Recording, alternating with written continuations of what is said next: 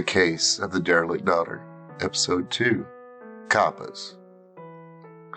The drive to Dallas, or rather, remote parts north of the Metroplex, was going to be brutal. And yes, drive, this pigeon don't fly no more. Not since he got home from Iraq. The late November winds were already icing everything up in Chicago way, and they always said that there weren't nothing twixt Texas and the North Pole but barbed wire. Though to be fair, it was like the 7th level of hell in the summertime, so there's that. After I was kicked for being too old to stay in the boys' home, Old Bull's home itself, a low-class, poorly funded orphanage, I'd landed in the small town with little more than the threads on my back, bus fare, and the address of someone who I might be related to. Yeah, I know, just like every other sob story, right? My phone rang just as I stuffed the old snub-nosed 32 in my jacket pocket, looking around the office for the old .45 revolver I kept. That was... where was it? Yeah, the drawer. I answered. Kane's Investigations. Jackie boy, the voice on the other end of the line began, and I groaned. It was Halford Moretti, Hal himself, the grandson of a little nondescript accountant that made billions off the organized crime bosses he'd sent up the river. And most of them still didn't even know he'd done it. Agent Moretti, I said, and found the old Colt in my drawer. Both guns were 100% illegal in Chicago, but no one official knew I had them, so... They were legal firearms in Texas, but any cop in Chicago would take me in without question if they didn't just draw and shoot me dead. Just another dick in the dirt, no big deal. I hear you're going home for the holidays there, Jackie boy, and I know a guy who's wondering if you're going to look up your old pop's place. I almost growled. You tell your old boss that where I go and what I do and who is around my property is my business, Moretti. Hey, Jackie boy, Moretti continued, knowing I hated that action. We aren't trying to make a federal case out of it. Not yet. We're just wondering, that's all. I slammed the phone down, there, and continued with what I was doing. Damn coppers. Almost as bad as dames, and that was when I paused and wondered just who notified the feds. The very feds that had something to do with the father I'd never known until I'd turned 18 and got kicked to the curb by the state, that is. A daddy who was evidently some sort of spook. I took both the snub-nose and the .45 apart, better not to take chances, stored them in separate lock boxes, and made sure they were nowhere within reach inside the cab of the truck. At least until I got down near Oklahoma ways, where mines were of a live and let live sort of attitude. My Service 9 stayed in its holster, however, next to my knee on the steering column, that old Ford. If any local PD wanted to make a case about that, there'd be words. That license for that firearm had been signed by the chief herself. Unfortunately, the heater had gone out the winter before and I hadn't remembered to get it checked. My black leather trench, well, at least it had a wool lining. Well, fuck my life, I thought, as I watched the engine heat alone slowly defrost my iced windshield. This Thanksgiving should be fun. What kept my half-Irish, half-Hebrew white ass warm through the first 20 miles outside the Windy City was the thought. Somehow, Jackson, you've got way too many eyes on you. How did the feds, specifically ones who knew more about me and my family than I did, know that I was on my way down to the little village that my daddy had basically bought? Oh, he owned it under all sorts of shell corporations and umbrella holding companies, but the name on all those deeds was still Jeremiah Septimus Kane, and left in trust for me for when I turned 18, go figure. And whoop-de-fucking-do. And a lot of high-powered federal black hat types started creeping around my life just when I found out about it all. Couldn't be legit, not one bit. That drove me into the service.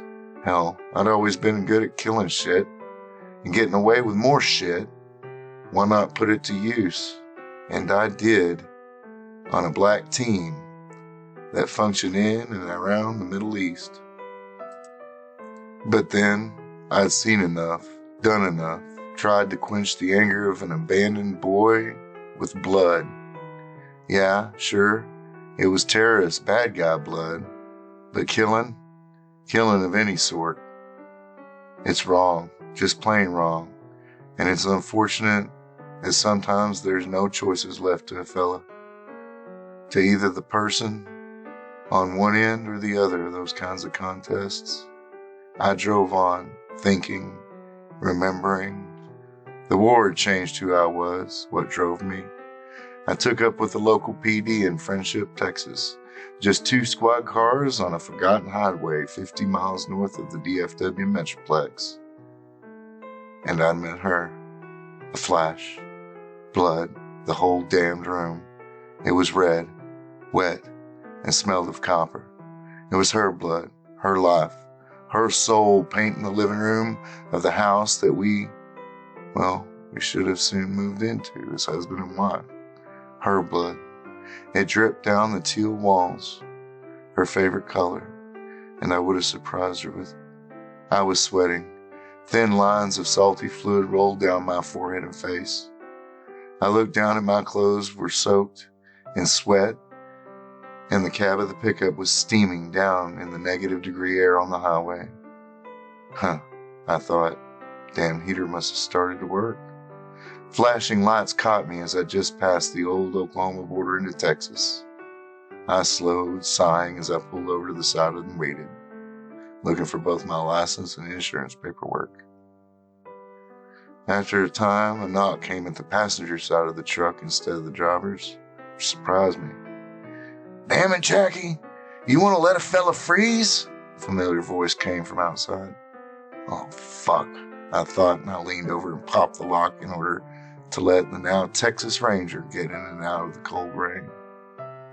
"Sam," I growled, "whole fucking world know I'm coming home?" Samuel Dean, childhood friend, my Robin, my little buddy. While we'd both been locked up in the hell that was the boys' home, he looked at me stupidly. "Well, Jackson, everybody knows." I was trying to keep a low profile. I don't even know if I'm going to take this case that I'm looking into, much less how long I'll need to be here. Sam was nodding.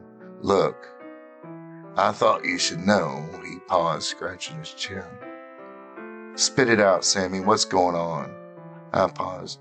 "You look like you did the first time you tried to convince me you were a direct descendant of Doc Holliday," I growled. "Caliban is at the ranch," Sam told me. Then his face looked hurt. "I am a direct descendant of old Doc." "Who the fuck said he could do that?" "And Doc Holliday didn't have any kids, Sammy," I informed him. Again, Sam was shaking his head. "None that you know of," he began, then shook his head. No, that's just it." He stopped again and looked around. "What the hell, you stooge? You break the heater?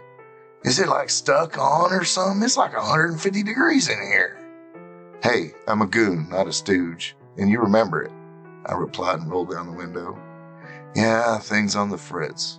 I looked at him, my arm hanging out the window, and then I stopped him before he could speak. I reached into the pocket on the side of my door and pulled out 2 hand-rolled Cuban cigars, illegal as hell before Obama. After handing him one, I lit mine and enjoyed the sweet, acidic flavor, kind of like coffee and chocolate. After a moment, I told my oldest friend, "Just say it, Sam. Say it like it is. Your father's with him."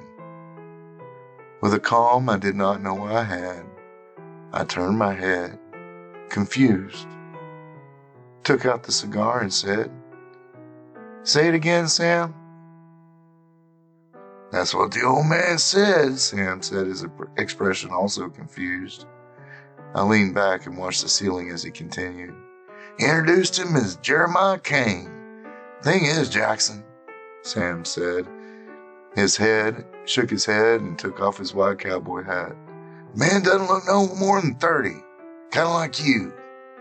Don't be ridiculous, Sammy. I look 50 just like I am. No, Jackson, you don't. You look no older than you did the day we separated out 20 years ago. So, what the hell's going on? You got any ideas, Sammy? I ignored the age thing. No, brother. No one's talking until you show up. He shook his head. Thought the last 15 years would let you put that fucking cross down, though. Only looks like it got bigger, heavier. You taking everything on again? I sighed. And you know, Sarah, I pulled my gun before I even knew what I was doing. I clenched my teeth and pressed the barrel hard under his chin. Don't do it. Don't you do it, goddammit, Sam. Don't you even mention her fucking name. This is why I hate coppers. None of them know when to keep their stinking mouths shut. Worse than dames. Hey, I hope you enjoyed this episode. And if this is the first time you've listened, I hope you enjoyed it. Please hit that like button. Or if you didn't, hit that dislike button and let me know what I did wrong. I can't get better unless you let me know. If you haven't subscribed yet, please consider doing so. And, as always, remember, your story is the greatest one you'll ever tell. Make it a good one. Good night.